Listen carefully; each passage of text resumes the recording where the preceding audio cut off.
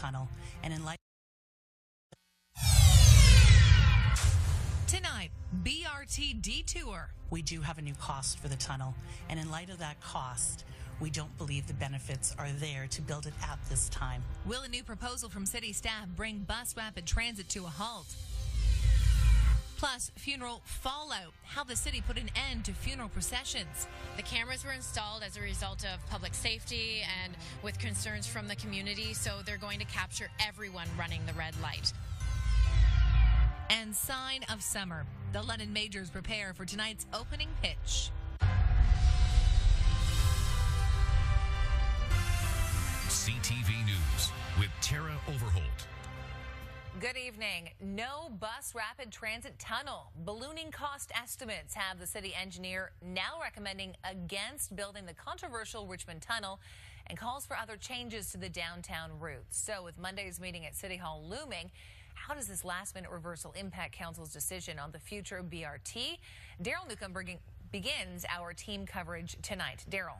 Well, Tara, my phone started buzzing yesterday afternoon that big changes were coming to the rapid transit plan. And this morning it was made official. The city engineer has changed her position on the tunnel and the King Street option. London's BRT debate has taken a sudden detour.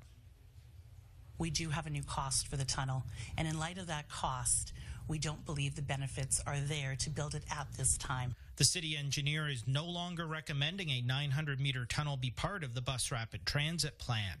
New estimates increase the tunnel's cost by 62%.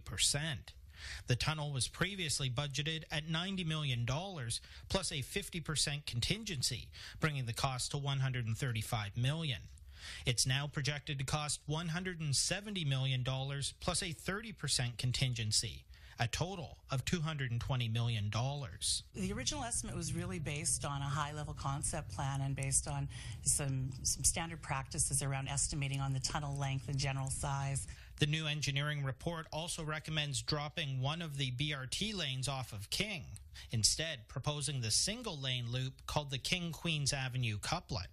Councillor Phil Squire, who has never supported the tunnel, says the estimation errors should give Council and Londoners reason to pause. People who are pro-BRT or against BRT, they must have lost confidence now that we know what we're doing.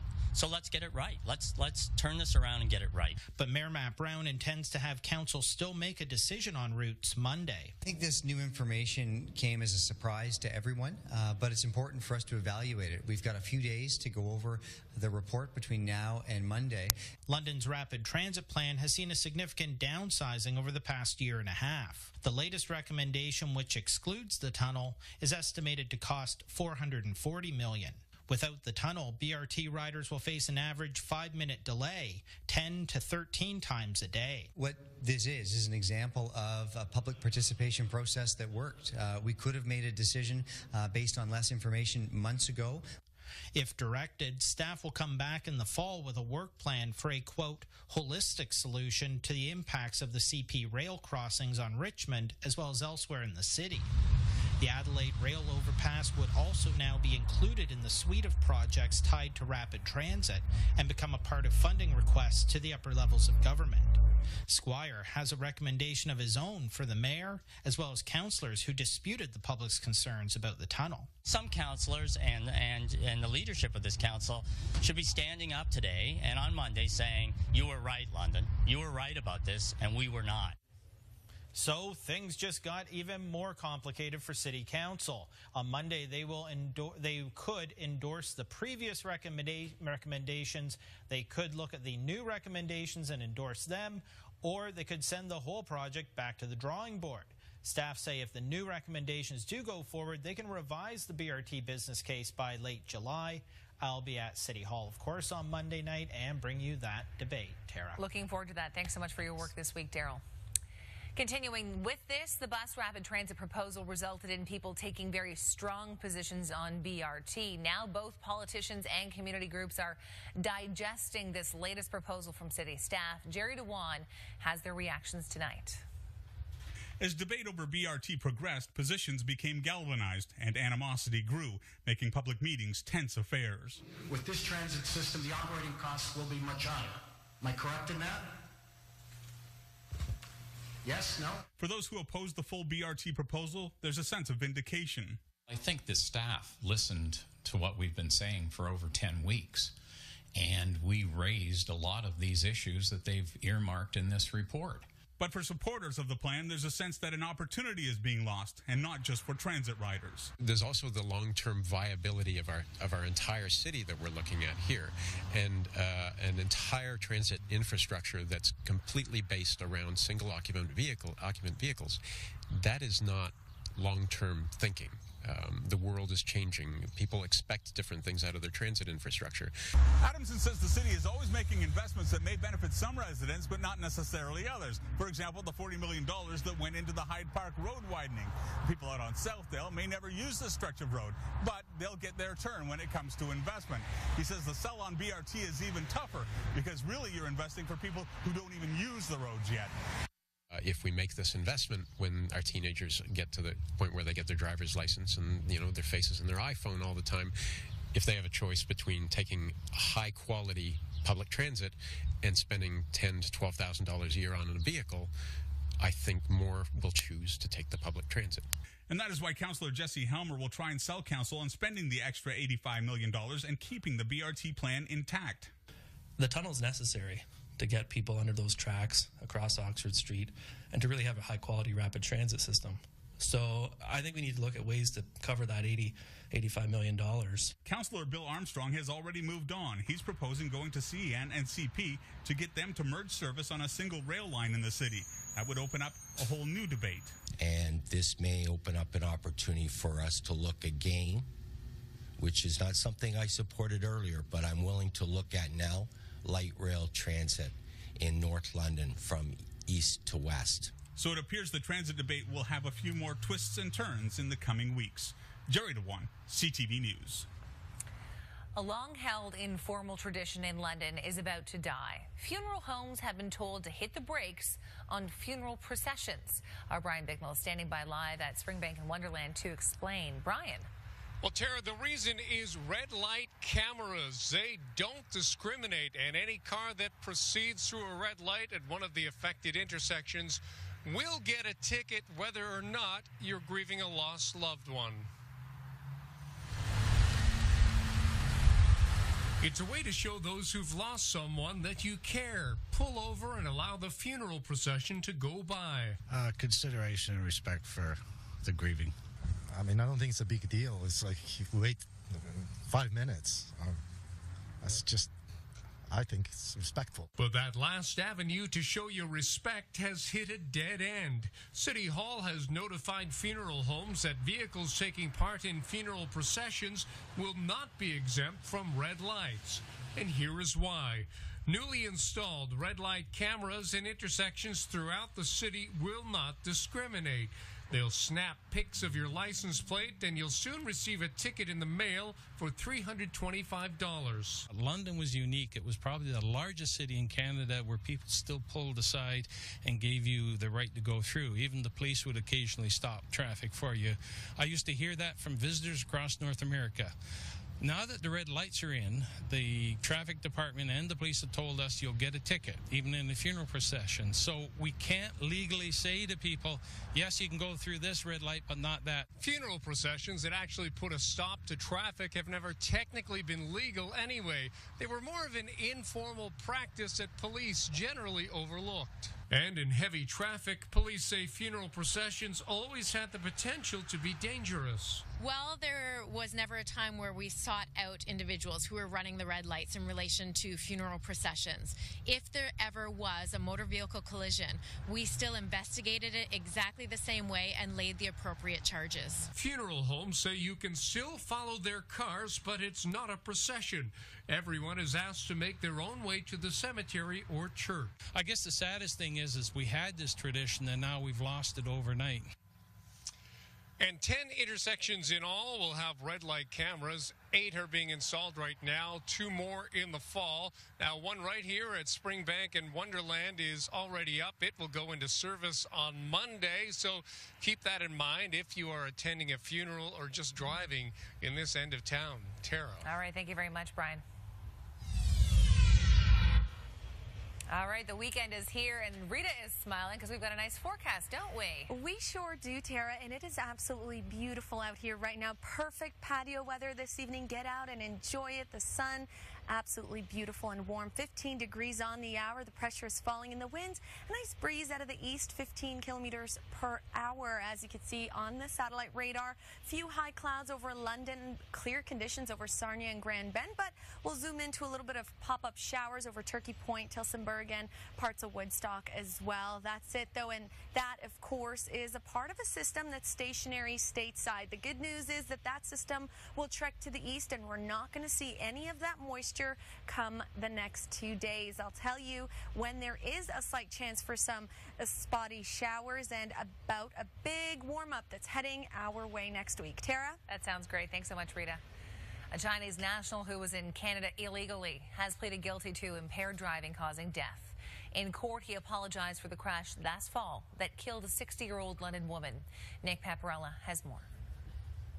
When you combine almost 3 times the legal blood alcohol limit and speeds of up to 188 kilometers an hour, it's a recipe for tragedy. A London courtroom heard that's what 24-year-old Jinghao Zhao had in his system, and that's how fast he was driving when he crashed his rented SUV into a car driven by 60-year-old Gloria Chivers last November along Sunningdale Road. Crown Attorney George Christakos said at the time Mr. Zhao had bloodshot and glassy eyes and his speech was slurred.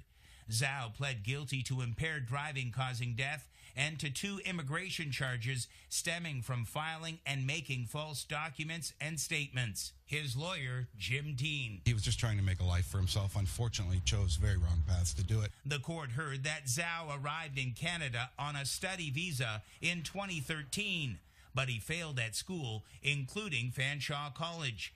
After that, he paid someone online $17,500 to get him a work visa, and he was running a fish and tackle business. Facts are that he didn't do well, wasn't able to do that, and unfortunately took improper and wrong measures to obtain a work permit so that he could stay in Canada, and then tried unsuccessfully to run a business. The Chivers family was not in the courtroom for the proceedings, but when Zhao's parents left the courthouse, the mother walked out with a family friend while the father came out separately. As he pled guilty to the charges, Zhao showed little or no emotion while standing in the prisoner's box. He was remanded in custody until his sentencing hearing, which is slated for June 22nd. He's extremely remorseful, regretful for everything he's done, the choices he made, and he wishes he could go back, but we know that's not possible. Nick Paparella, CTV News. There is still no trial date set for the case of Elizabeth Wetlaufer, the former nurse accused of murdering 8 nursing home patients in Woodstock in London.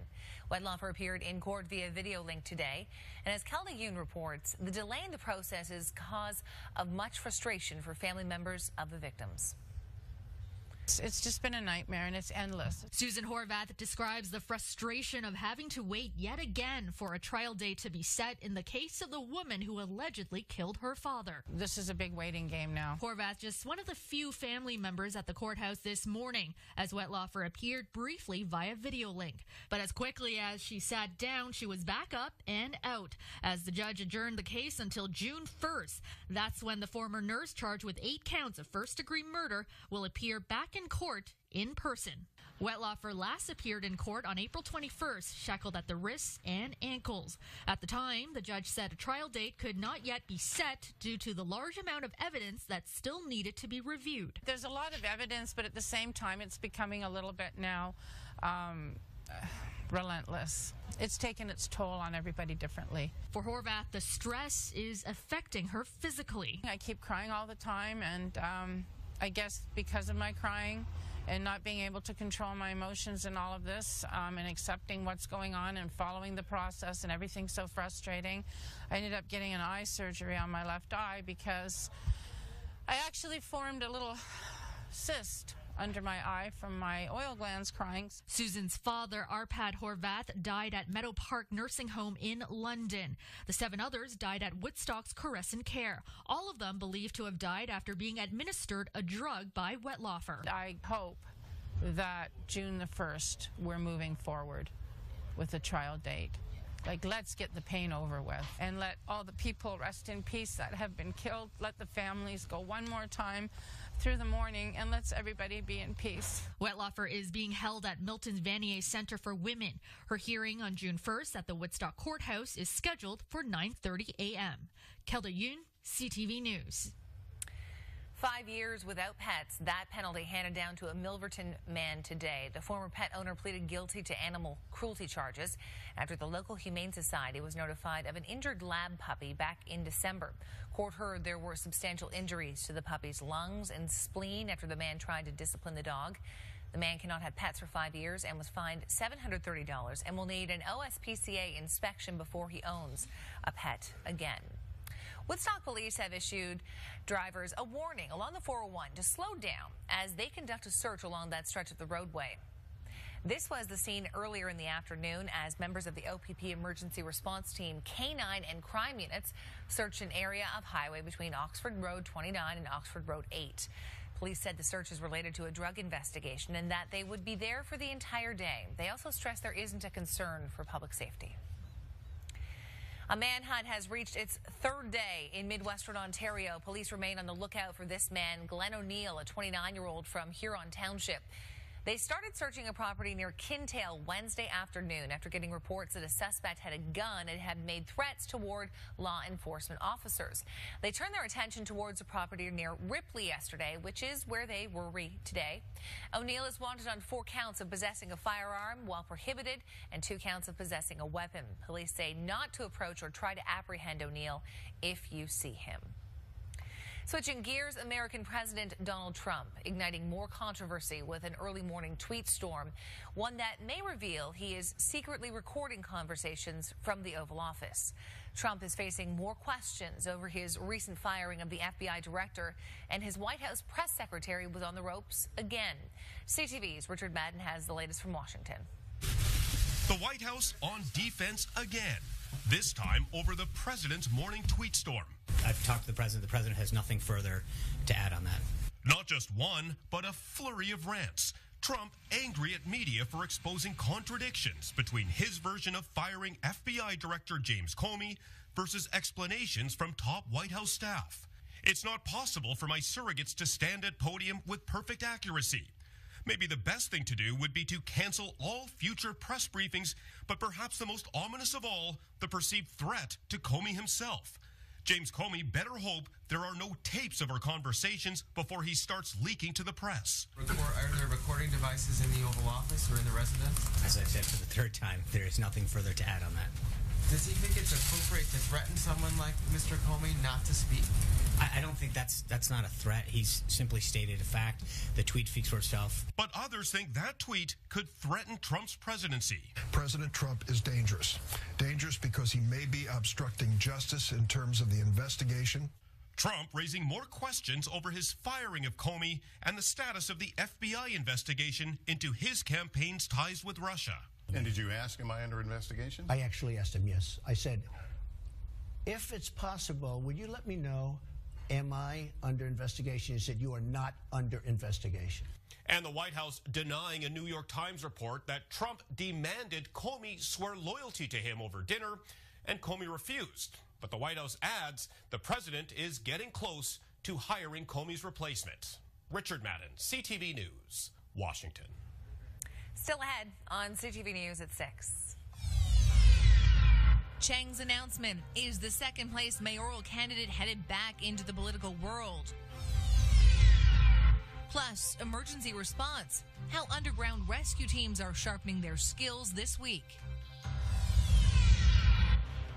Mild and pleasant conditions out this evening with temperatures right around seasonal values. Heading into the weekend, much of the same with a slight chance for some showers. Let's take a look at tonight's weather snapshot. Cuteness overload, that's Igor and Zombie enjoying some sunshine next to the spring trilliums. Thanks for sharing, Tracy.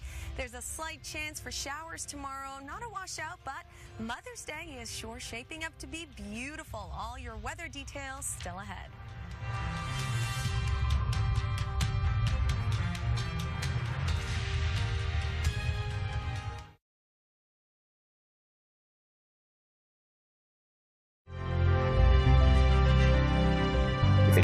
there for me. I would not be sitting here today. I can guarantee it.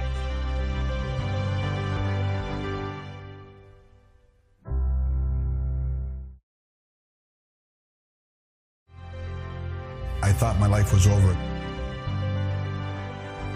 The reason why I'm able to walk today, it saved my life.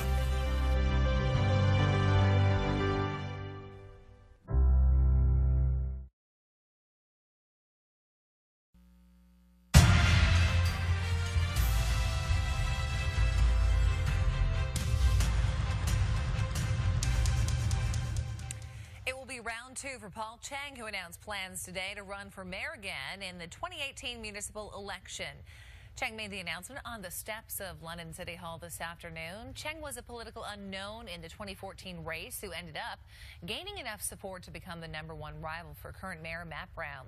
Cheng says if elected, he plans to build a stable and prosperous London with his business background. You've got to get a guy who's been there, who's done that, international experience, coming back to London to say, I want to do something for my city, with real world experience. We've had academia, we've had insiders for how many years now? 20, 30 years? And what have they done for London? I'm very focused on the mandate. I'm very focused on implementing our strategic plan. I am sure a number of people will come forward in the months to come. Officials with the town of St. Mary's say they are investigating the sighting of an animal that resembles a bobcat or a cougar. The animal was spotted near the Canadian Baseball Hall of Fame earlier this week. Residents are being asked to be on alert, especially if walking alone or with their kids or some pets. Officials say they've contacted the proper authorities in relation to the sightings. There have been several sightings of the animals this week in St. Mary's. Round two of the NBL playoffs tips off tonight at Budweiser Gardens. The Lightning hosts rival, the Windsor Express. But earlier today, the NBL announced Royce White as the league MVP. The Bolts forward was gracious in response. Winning an MVP award has everything to do with your teammates, especially in my case, and scoring within the game or over the course of a year, or even rebounding, or the assists that I was able to accumulate, or the triple doubles. All those things had everything to do with my teammates trusting me and them believing in me and our ability to work together and have great chemistry. After a record-breaking season and a first-round sweep of Orangeville, the Lightning are in good spirits heading into tonight's opening contest with the Express. Now, this is a rivalry that's been contentious over previous seasons. London won 5 of 6 games during the regular season. Many of them were within 10 points. The club is ready for the challenge. We're not lighter. We're not taking Windsor lightly at all. They're a very tough matchup. They play a very edgy, very chippy game. And like people have said before, they got a whole new team than when we faced them in the middle of the season. And that's something that you got to take into account, but we got full belief in ourselves and our game plan for sure. And while the Lightning look to continue their playoff season, the boys of summer are back at it at Labatt Park tonight as the London Majors open the 2017 IBL season.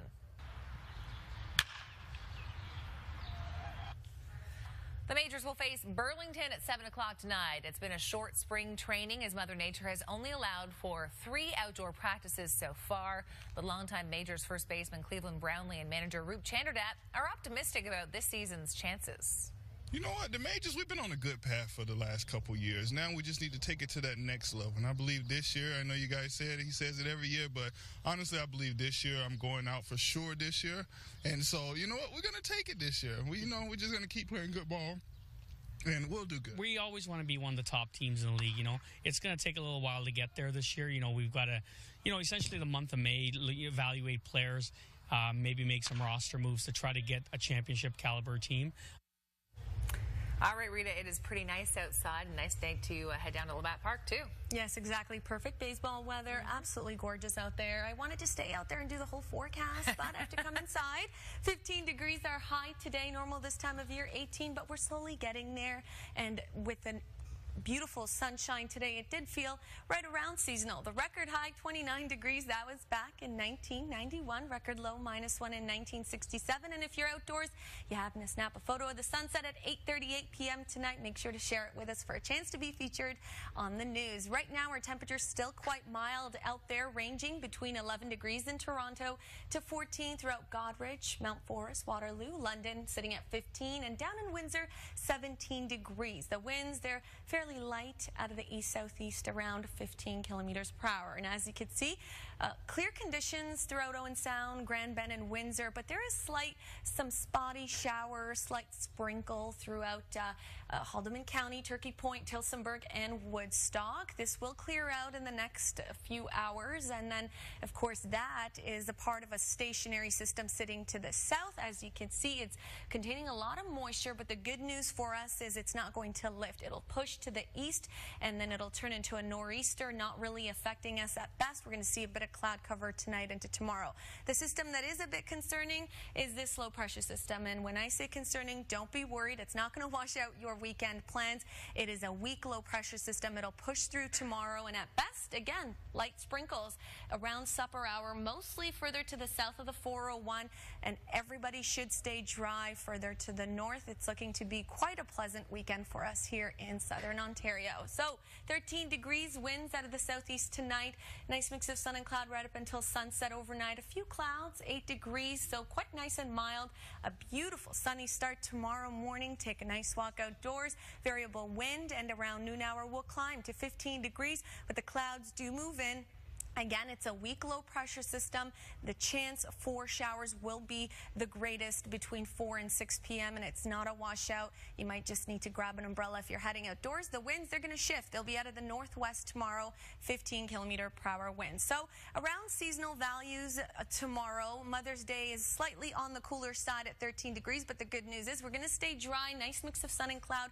Monday, 18, bang on with what's normal, but take a look at what's in store next week. 26 degrees Wednesday, mix of sun and cloud. This is quite above seasonal for us, and we're going to hold on to that warmth to the end of the week, heading into the long weekend. Warm conditions, 25. It'll feel like summer out there late next week. Midwestern Ontario, nice day in store for you tomorrow. 15 degrees, nice and comfortable.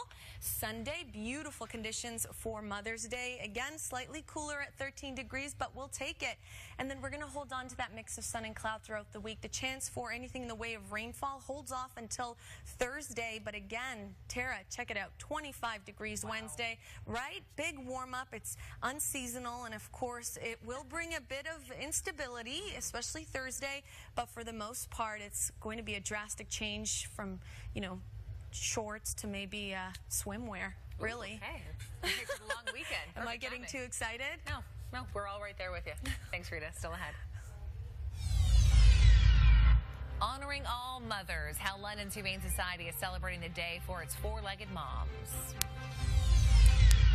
Plus, STD tests, why home testing kits are becoming a critical tool in the battle against a rising tide of sexually transmitted diseases. Apple invests, why computer giant Apple is putting big bucks into research at Corning. CTV News returns in 2 minutes.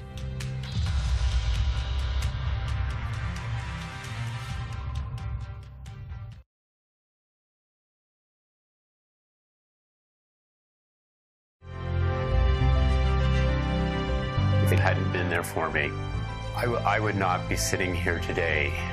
I can guarantee it.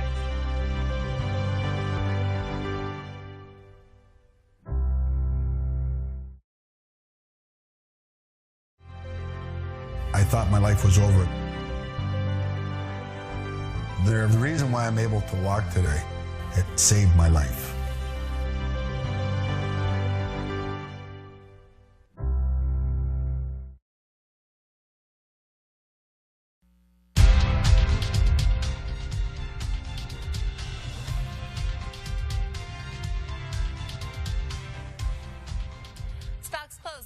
The week mostly lower as declines in banks and industrial stocks outweigh gains in other sectors.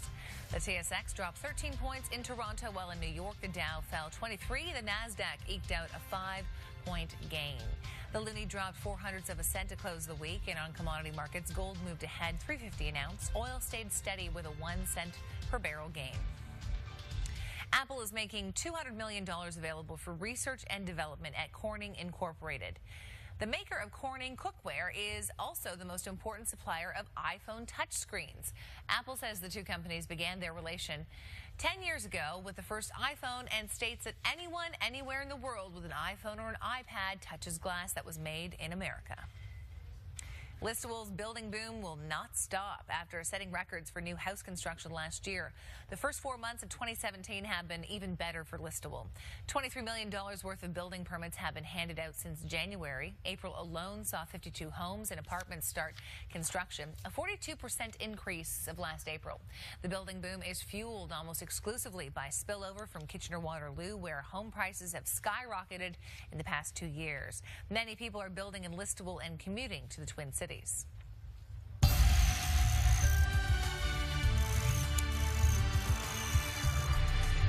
In an era when the next sexual encounter might begin with just a simple swipe right on a dating app, cases of sexually transmitted infections are rising, particularly syphilis, which has spiked more than 100% in almost 10 years. As CTV's Avis Favreau tells us, new technology is also providing an easier way to put your mind at ease.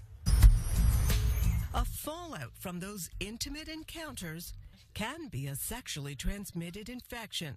Doctors are now worried that too many people are too embarrassed to get tested.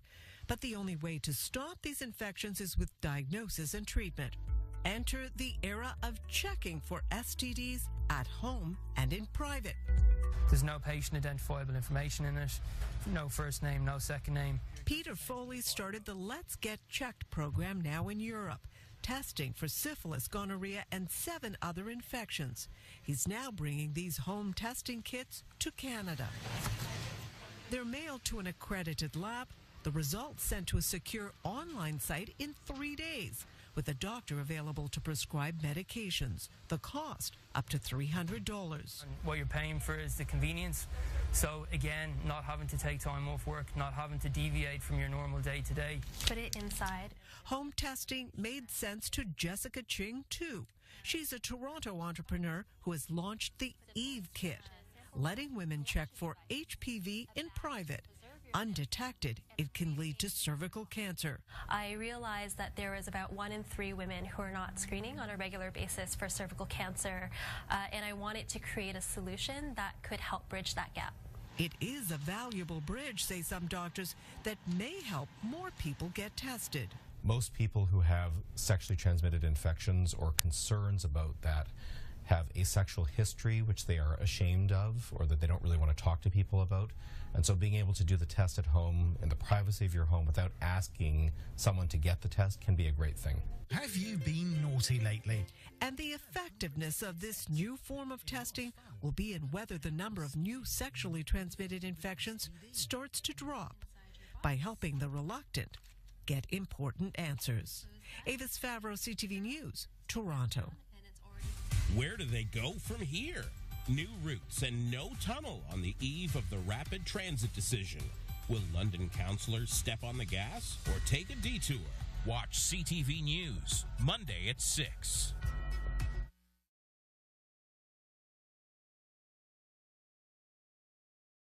Can I put this in? Oh, I should wash it first. I can go in, but... Dish issues?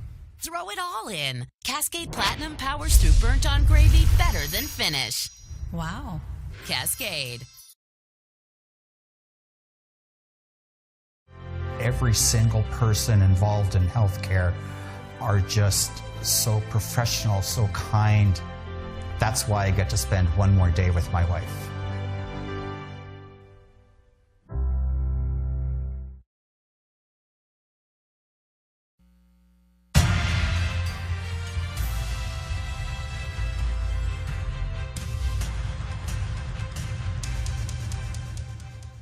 Mining is typically a safe line of work, but when things go wrong, emergency personnel aren't allowed to just drop to the depths to assist with the rescue.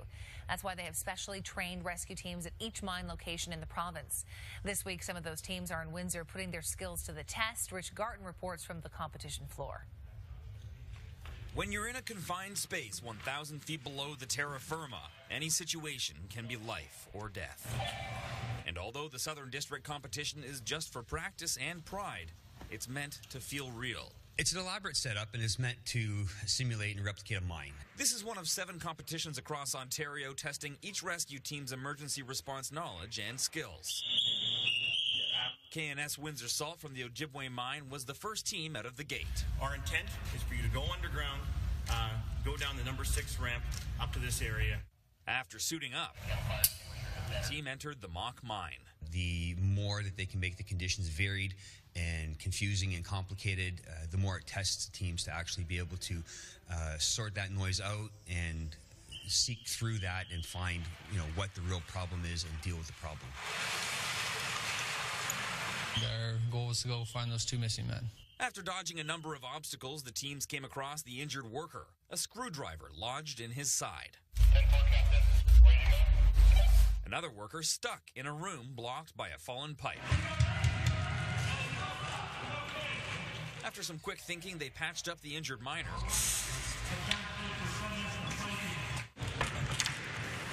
and carried him to safety.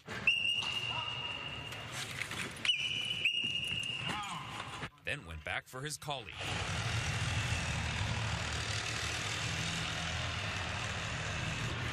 The team made it out with their 2 targets alive and safe, a successful mission. You train for something you hope you never have to do.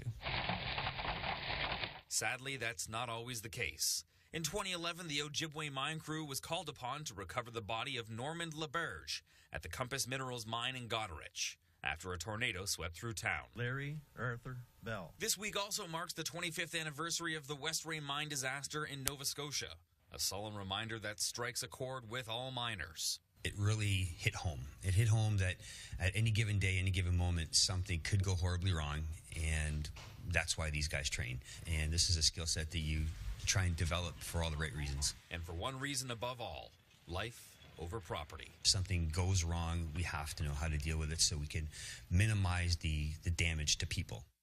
Rich Garten, CTV News.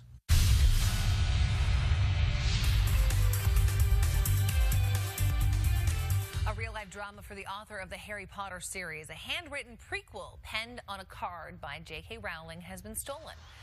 Rowling wrote the 800-word story for a charity auction in 2008, where it sold for $49,000. Police in central England say the piece was stolen during a burglary in Birmingham last month. The prequel is set 3 years before Harry is born.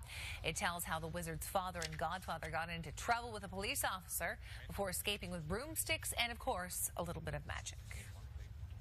A Hollywood-style launch last night for another streaming service. Hundreds of movies are available for a subscription fee, a competitor to Netflix and others, but with one big difference. Here's CTV's Peter Ackman. A who's who of Bollywood stars walked the red carpet in Brampton, Ontario, before the Canadian screening premiere of the film The Black Prince. Your Majesty. The historically based film chronicles the struggles of Maharaja Dilip Singh, a Punjabi king, and his fragile relationship with Queen Victoria. The story is so fascinating. It touches every shore of the world.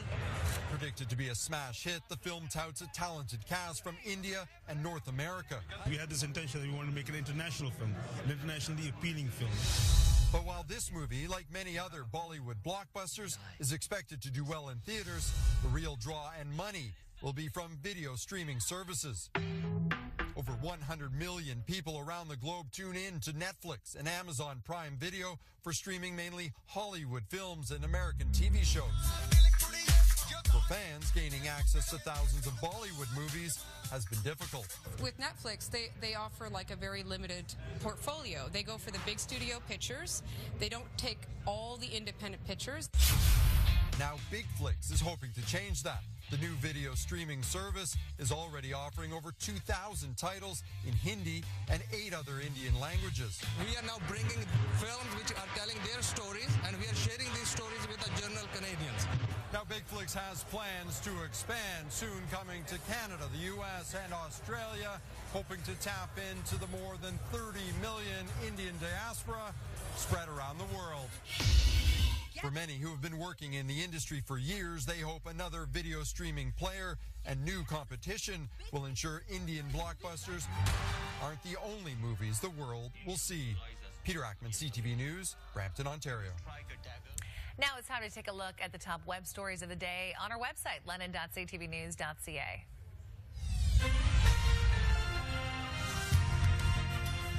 London businessman Paul Chang announced from the steps of City Hall today that he will be running for mayor in the 2018 municipal election. Chang previously ran in 2014. Chinese national Jing Haozhou pleaded guilty to impaired driving causing death this morning in relation to a crash that killed 60-year-old Gloria Chivers. The city's top engineer is now recommending that the bus rapid transit plan should no longer include the Richmond Tunnel, as costs are expected to balloon to $220 million. And you can see these and other stories as well as Lotto, the numbers, and our weather on our website, london.ctvnews.ca. That's also where you can find the full 6 and 11 newscast. And throughout the day, stay up to date with breaking news on News Talk 1290 CJBK. Plus, follow us on Twitter or Facebook. And so wherever you are, you can stay up to date with us.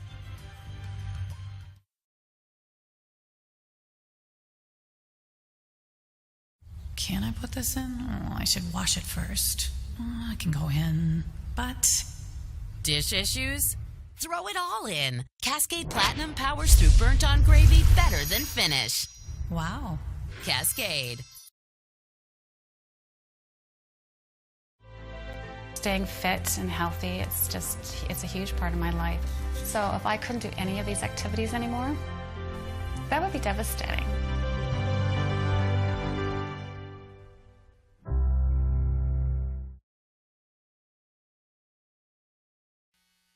In today's community calendar, Sunday, June 4th, get cheeky and push for your tush at the annual 5K and 10K run to raise money for awareness for colon cancer. Go to coloncancercanada.ca for details, and for more community calendar events, visit ctvlondon.ca. While some floodwaters are beginning to recede in Quebec, officials are still on high alert in some areas. Called me on Sunday saying that the battle was over. That got to me. They worked so hard to save their houses. 173 municipalities have been affected by the flooding. At least 4,000 homes are inundated. Quebec's environment minister says the region northeast of Montreal could receive up to 60 millimeters of rain by Monday. That includes the cities of Shawinigan, Trois-Rivières, and Saint-Maurice. Canadian Forces members are spread out across the province, helping residents shore up their homes as best as possible.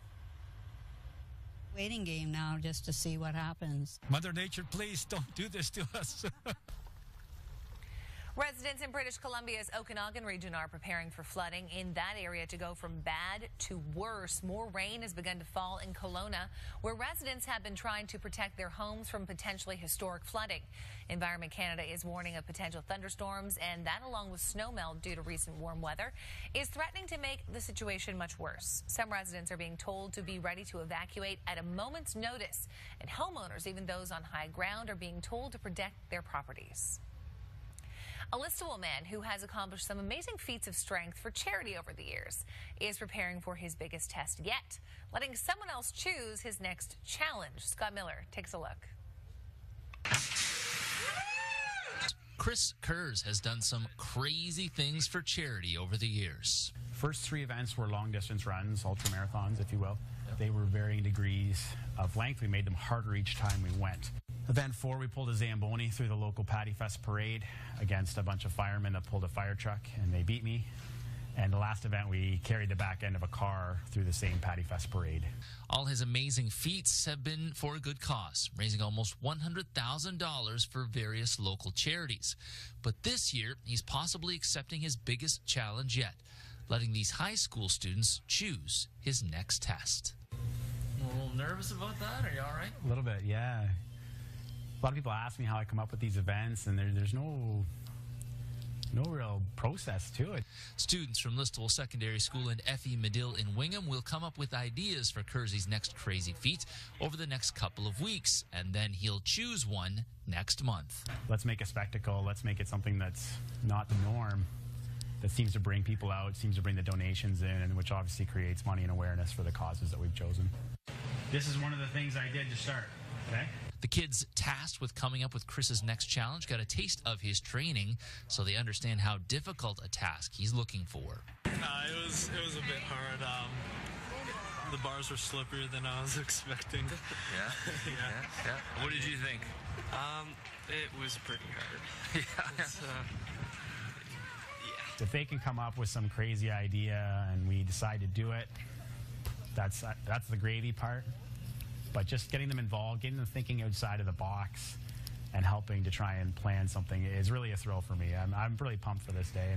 In Listowel, Scott Miller, CTV News. If you have a used car to sell, you might get some inspiration from this rather unusual ad. In a world where the task of selling a used car can be an ordinary affair, one man opted for the extraordinary. Visual effects artist Eugene Romanovsky created an epic movie-style trailer to sell his used 1996 Suzuki Vitara. The video is effects-laden and shows Romanovsky's Vitara seeing a lot of action, making digital cameos in films like Jurassic Park and Mad Max Fury Road. It makes a trip to the bottom of the ocean and even to the moon. Interested buyers might want to check the mileage on this bad boy.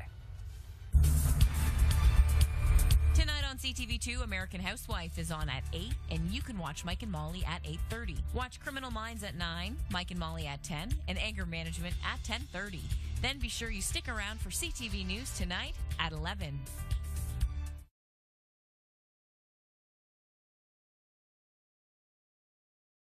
Can I put this in? Oh, I should wash it first. Oh, I can go in, but... Dish issues? Throw it all in. Cascade Platinum powers through burnt-on gravy better than finish. Wow. Cascade.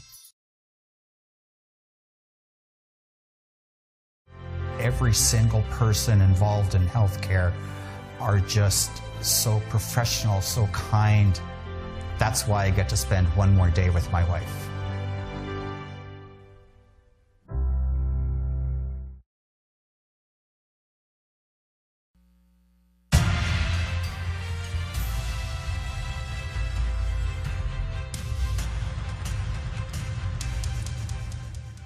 Working on for CTV News at 11. We're going to tell you why you may want to check those old lottery tickets. There is $1 million winner out there unclaimed and about to expire, where it was bought and how long is left to claim the cash. Plus, we'll tell you how the London Lightning fared in Game 1 of their series with the Windsor Express.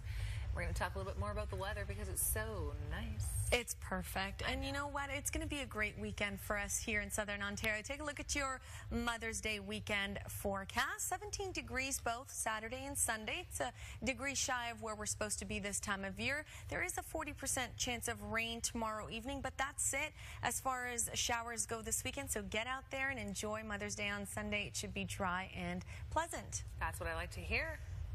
All right, well, finally, a unique way to honor your mom this Mother's Day. And if she is or was an animal lover, it might just be perfect. We've got lots of moms and kittens that are nursing right now, and we're trying to honor their efforts with a special appeal for Mother's Day.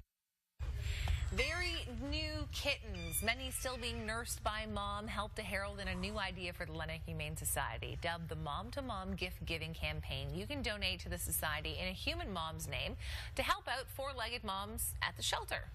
Donations of $50 will give nursing cats and their kittens the veterinary care they need, while $25 donations will go towards blankets and other comforts. Currently, there are 8 nursing moms and their kittens at the shelter.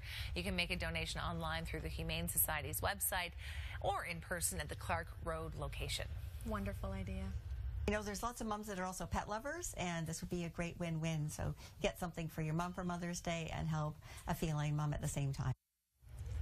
Mom, I got you a pet, but you don't actually have to raise it. See? It's a wonderful idea. I think it's great. Yes. And to all the moms out there, hope you have a wonderful day because it's going to be beautiful out there. It sure is. And thanks for all the hard work that you do. That's all our time tonight. Thanks for joining us. We'll see you back here on Monday. Good night.